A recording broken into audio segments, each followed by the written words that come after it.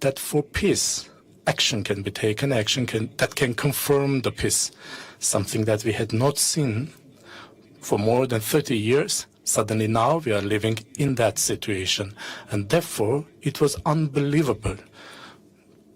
2 years ago, 1 year ago, it was unbelievable that we could achieve such a situation.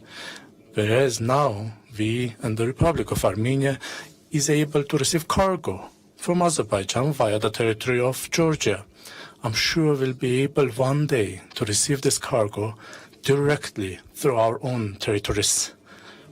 Baku, Azerbaijan, Armenia, Nakhichevan, Armenia, directly we can have transportation, I am sure, and we'll be able to overcome the problems that were created in the 90s.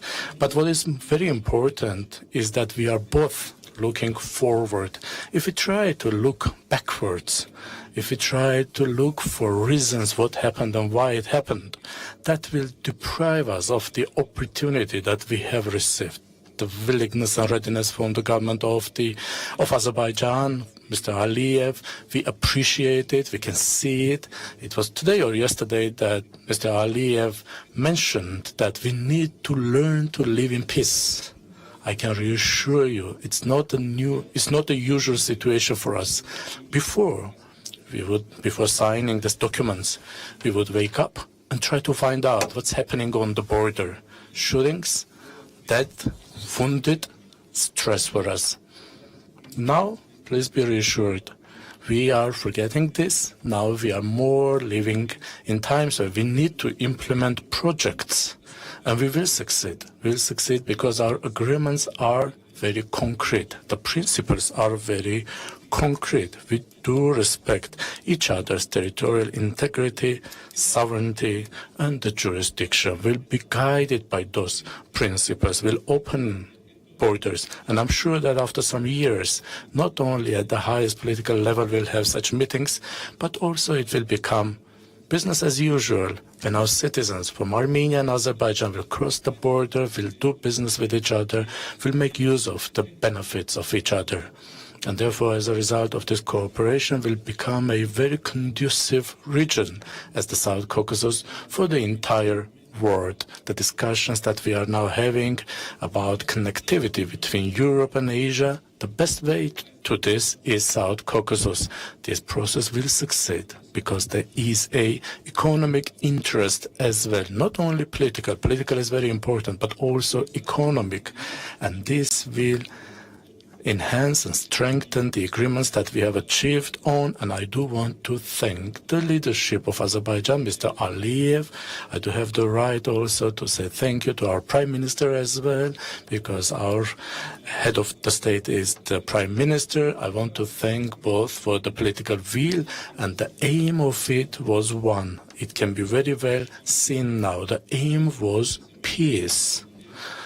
Excuse me for my interpretations, it was not to stay on power, it was to live in peace, because for many years, for different political reasons, it was delayed. The process was delayed 30 years, negotiations and no result. But suddenly, when the heads of states of two countries agree over the principles, general principles, we can succeed. Indeed, I have also to mention about the role of Mr. Trump, the President of the United States, who also was able to take the responsibility and was able to, on the 8th of August, arrange the signing of this historic document.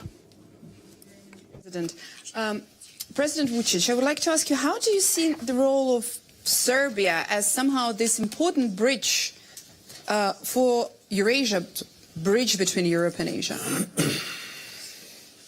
when it comes to redefining and defining this economic identity for the region? Actually, we're witnessing huge changes in today's world.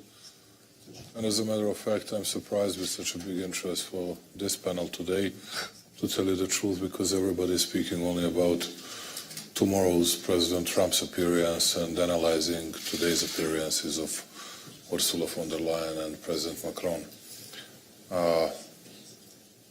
I believe that the role of our countries will become even, we all know that we belong to small countries, relatively small nations, speaking about size and numbers, not about our pride and dignity, but I believe that we'll have bigger importance in the future, and I'll tell you why. From Armenia, let's say 3 million, 7 million, Serbia, 10 million, Azerbaijan, we'll have to get along with each other, we'll have to cooperate, we'll have to do things together.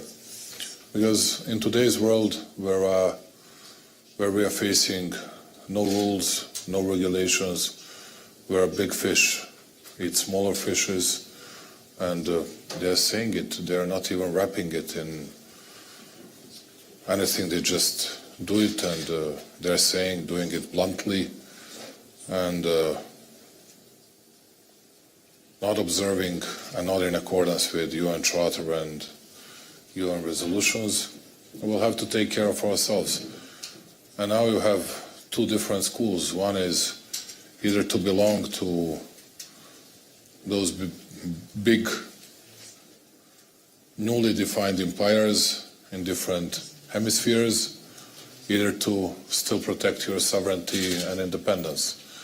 And knowing Azerbaijani people, Armenian people, and Serbian people, I know that we'll pick the option number 2, which means that we'll protect our countries, our nations, our sovereignty and our independence, wanting, of course, to cooperate with everybody, but at the end, we'll have to keep our national interests and our statecraft as well.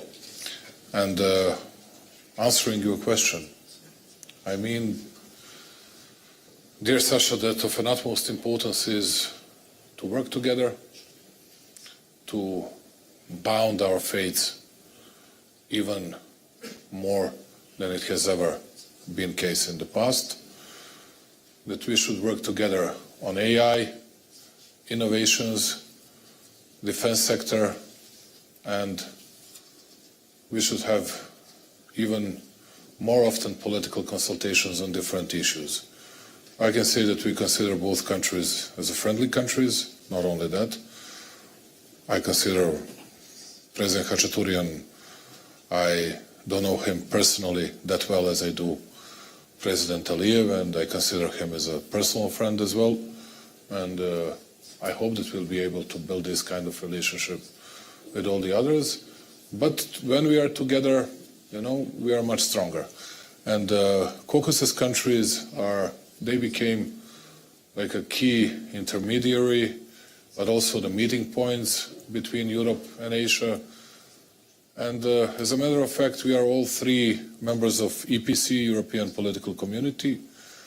We are on EU path a bit more advanced than some Caucasus countries, but we are pretty much in the same situation. And we'll have to have the same path. And I believe that our collaboration and our cooperation, because we are facing a lot of disruptions, economic disruptions from pandemic, inflation,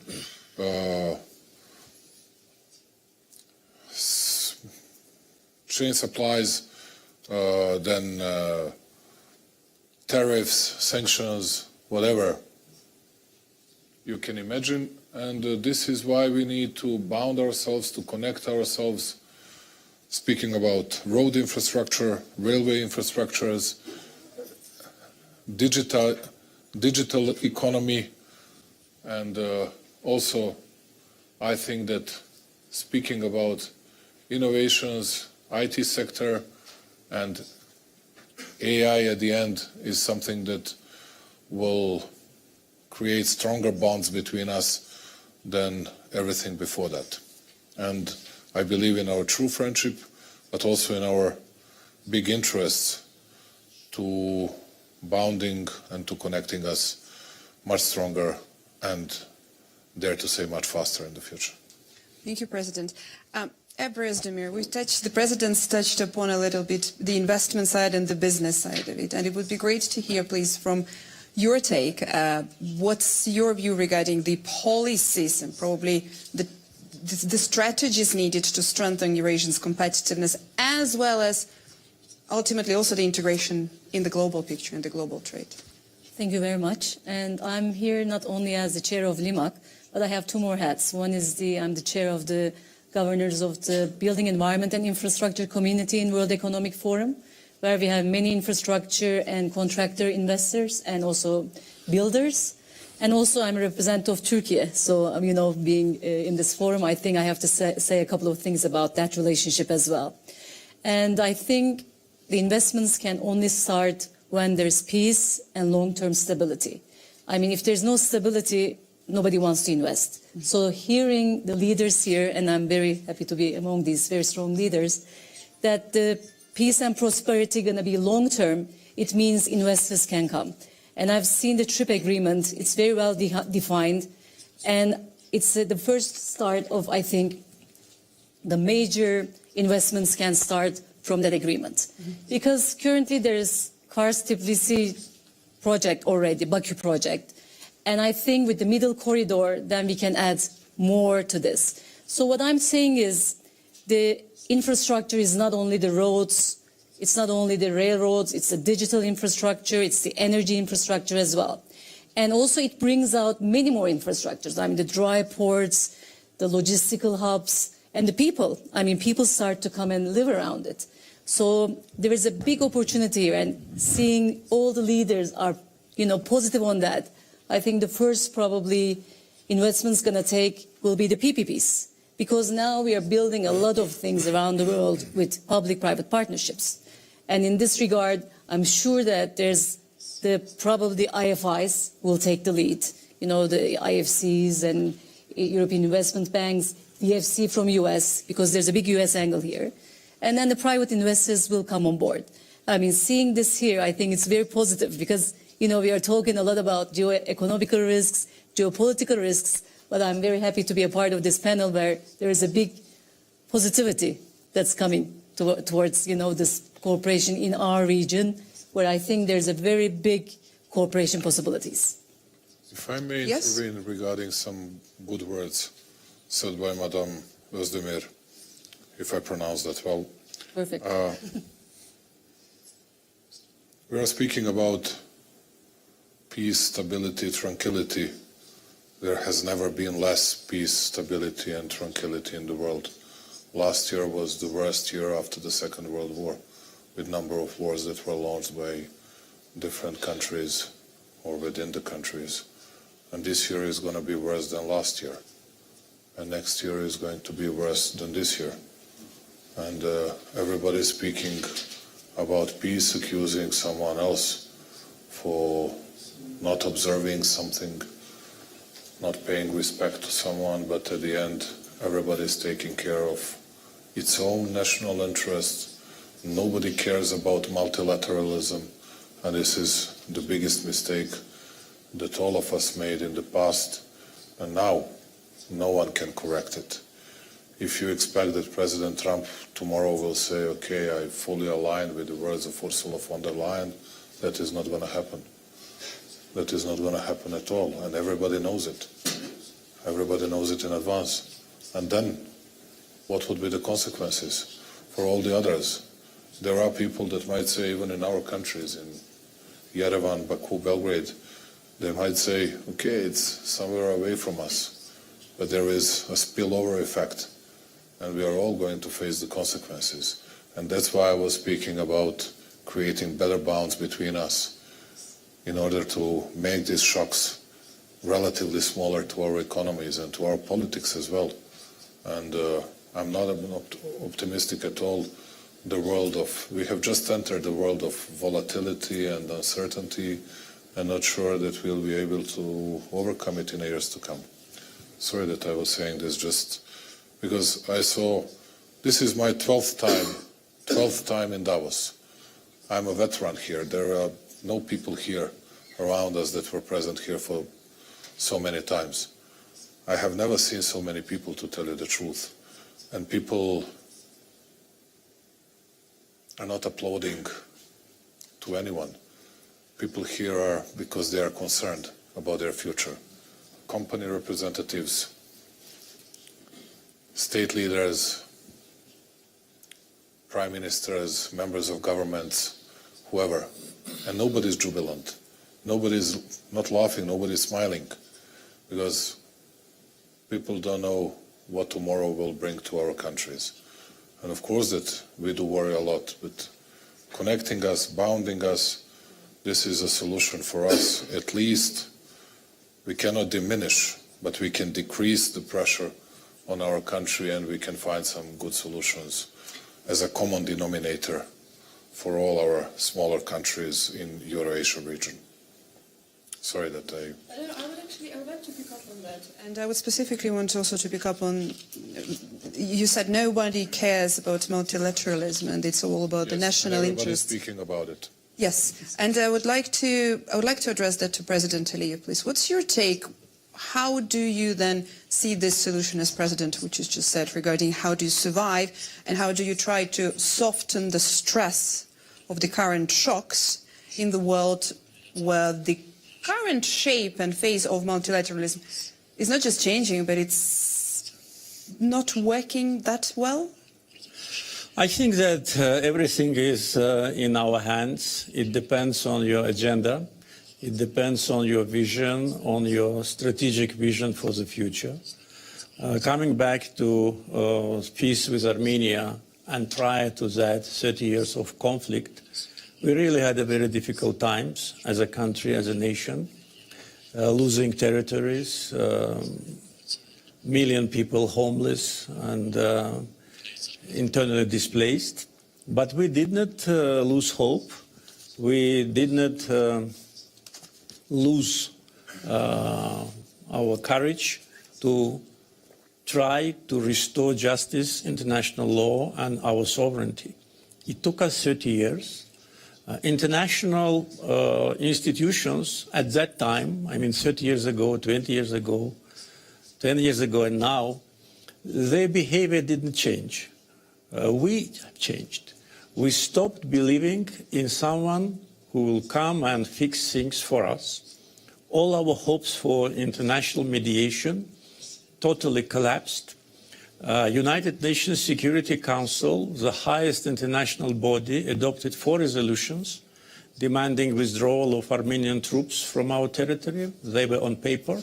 OSCE and other international institutions adopted numerous resolutions. All of them did not materialize until we took situation into our hands.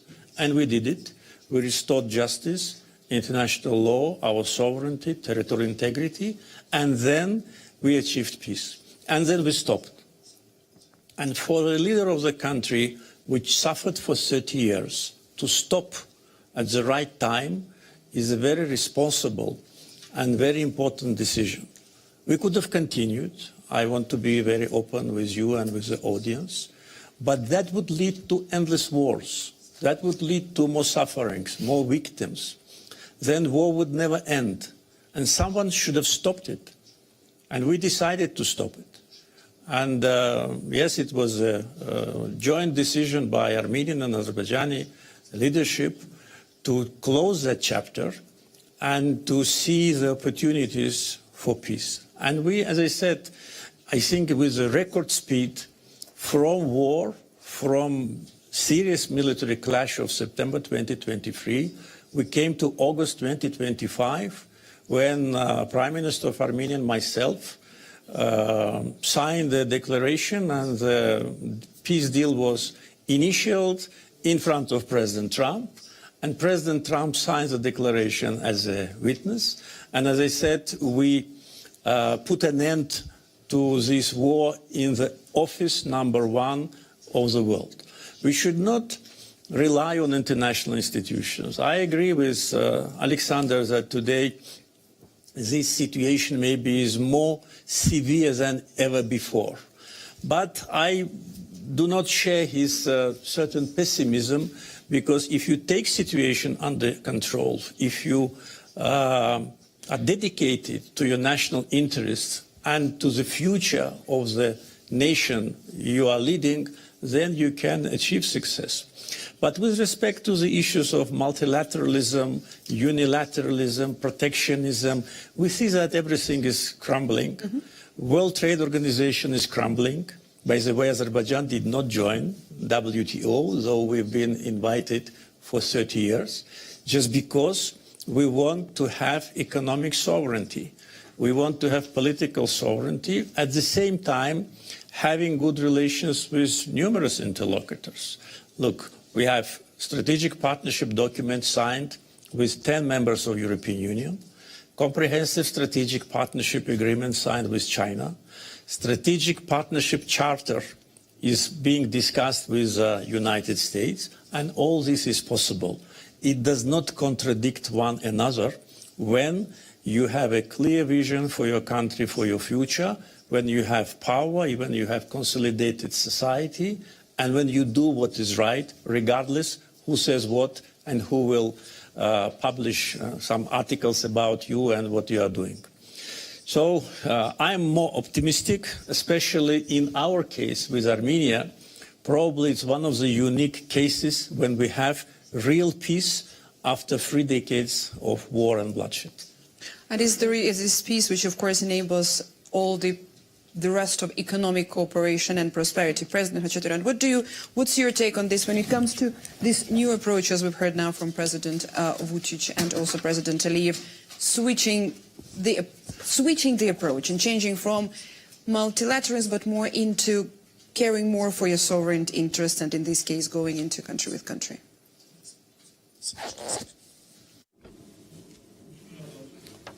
Thank you. Thank you indeed. I want to say that we managed to achieve the peace document because the two political leaders of the two countries were ready to this. This helped for the resolution of the issue. Otherwise, I do have to agree with Mr. Aliyev that it would have continued forever. It would have continued forever with a future that promises nothing. Until now, I cannot understand or accept the political approach that leads to wars and human losses. The biggest losses we had since 1988. That's the human losses. We can never recover these losses. Therefore, we can work hard with our abilities and capabilities. We can recover and rehabilitate the material losses, but not the human losses. Therefore, the role of the political leaders is very important for peaceful resolution of the issues. It depends on your courage, on the courage of the leaders, on the ability to put aside the temporary issues and look forward to the strategic points. This will condition the success of the countries. Thanks God, the leaders of our two countries chose this path, the future, the peace of our countries, and the well-being of the people. This stands up and higher than anything else. These are not just words. I'm one of the politicians who has always spoken about peace. In my political activities, I've always tried to be useful for peace, because I understand one thing clearly. If you have neighbors, only live in peace with your neighbors, including in your daily life. There's no other way. Other way means arguing, fighting, disputes, loss of time. I am therefore optimistic that we will indeed succeed. We will indeed also have joint economic and cultural projects. We will indeed have, and we already have, the precedents when the members of the civil society of our two countries meet. Business circles next will meet. In Yerevan, people can already buy Azerbaijani fuel for their cars. Years ago, if you would speak about this, there would have been hostile reaction to this. But this is the new reality we live in. And therefore, as for the problems of the world, there is a lot of volatility in the world. After COVID, a lot of things have changed. And the political map of the world is changing a lot. And the management methods are changing a lot. And therefore, especially in this situation, the small countries face challenges, but I do not want to underestimate them. Being small may also be an advantage. It allows us to act and take decisions independently ourselves and implement them independently ourselves. You may be surprised and asked, what about the big countries. Big countries have big problems. We have our countries, our interests, our action to be taken for our interests. I do not recommend to anyone, especially if no one asks, I'm only giving an opinion saying that if a country has a strategy, has a clear position about its own future, and the mechanisms for those actions of implementation, indeed, we will be able to overcome these difficult situations. I don't want to underestimate the problems we have. I just don't also want to make them over-exaggerated. I don't want to pretend that it's unresolvable. I don't want to pretend that the world is turning around. No, the world has seen even worse situations, even more losses. The world has been able to overcome even the worst. And for example, European Union is an outcome of the World War II. After World War II, the agreement was signed about the establishment and formation of the European Union, which means that there are no enemies forever. There are interests. That's what they say in politics. But these interests have to do with the economic development of our countries, with our well-being, with friendly and peaceful and good relations with our neighbors. Same goes about Turkey. The issues, if we try to look for them, we'll find them. But there's no need to look for them. We have a neighbor as Turkey. We need to be neighbors with them. We need to open the borders. Same with Iran, same with Georgia. I'm just bringing example about Armenia. There are different approaches. There are different assessments about these events and developments in all these countries. But in the end of the day, we also have the interest of the Republic of Armenia that aligns with the principle of peace and friendly relations with neighbors and to be useful to each other, which is a mutual interest. Thank you. Would you comment on that as well? Yes, And I would like to add very quickly for you as well. Is that the solution as well? Is that a better approach, following everything that the presidents just said, that not going into the blocs, not going into the bigger alliances, but going into, taking care of national interests, economic interests as well, not just political, and going into rather bilateral dynamic there? I'm going to speak about the region because this region has developed less and it deserves much more. I mean, we could have done much more in this region. And, if I speak from the Turkey's perspective, I know our president, Erdogan, is supporting this. And, we have to do this together so that the stakes of all the countries and the investments of all the countries go together, that we will not be able to lose it. Because if we can create a big silo of a business and where everybody has stakes in it, then it will be very hard to break this peace. So I think from the business-wise and from the investment-wise, we have to develop these corridors, the digitals, the transportations and so forth, so that we'll be able to bring all these things that we are producing from Turkey and towards Europe. I mean, at this moment, I'm very optimistic because there's so much being done between Armenia and Azerbaijan, and Turkey will be an accelerator and a guarantor of this. And then hopefully our border will be opened. We have a very long-term relationship with Azerbaijan. I mean, they're our brothers. There's Georgia here. And I think this time we have to, and at this panel as well, we have to think and invest more regionally. I mean, what we can do and what we haven't done before, and what can we do better? Because I see that there's peace and there's stability. Why not investments should be there? And at Turkey, and by the way, is a bigger, if you call it, I mean, we are not small, but we are kind of big country. And we're after, I mean, we are behind this with, our president says the same thing. And the Turkish business community, I can assure that we will be behind this partnership and in this investments. It's a very interesting dynamic as the Eurasian region and as the countries that you're representing here, strengthening the cooperation between each other for the region, as you said. The global geopolitical sort of picture and the landscape looks completely different. There is not strengthening, there's rather cracking and shaking. And I would like to get that as a closing remarks for all of you speakers, please. How do you see with this challenging and shaking and rather fragile global landscape, how do you see then the place of Eurasia in that picture? President Aliyev. Well, Eurasia is a very big geographical environment. What we're thinking about is, of course, our region and our immediate neighborhood. And I'm very glad that during the years of independence, we managed to establish very close working relations with all our neighbors, of course, except Armenia, due to the reason we all know. But now, after peace de facto is established, we started also economic cooperation, export operations. Azerbaijan lifted all the restrictions on transportation of cargoes to Armenia from Kazakhstan, from Russia, and now we got a request from Armenian side to provide transit from Armenia to Russia.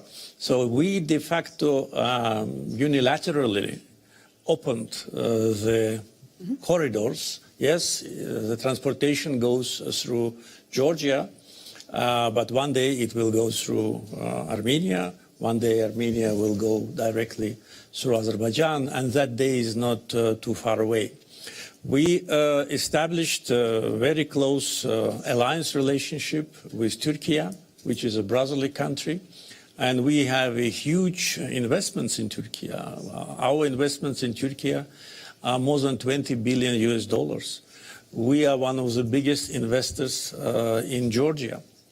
With a TRIP and the connectivity project, which United States now is supervising, we will establish a new transportation corridor stretching from Asia across the Caspian through Azerbaijan, Armenia, part of Azerbaijan, which is Nakhchivan, Turkey, and further down to Europe, in addition to the existing corridor through Georgia. So the more routes, the better for consumers, for suppliers, for transit countries.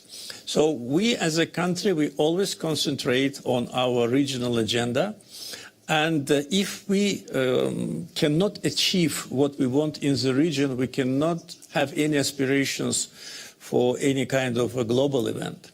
But today, especially after parallel tracks of Armenian Azerbaijan and Turkish Armenian rapprochement, which go in parallel and definitely will end in parallel by establishment of diplomatic relations between Turkey and Armenia, Azerbaijan and Armenia at the same time, we are changing the broad geographical area, part of Eurasia, which is very important for connectivity, for energy security, for peace, for stability, and which sets the example of how long-lasting wars and conflicts can transform into partnership and cooperation.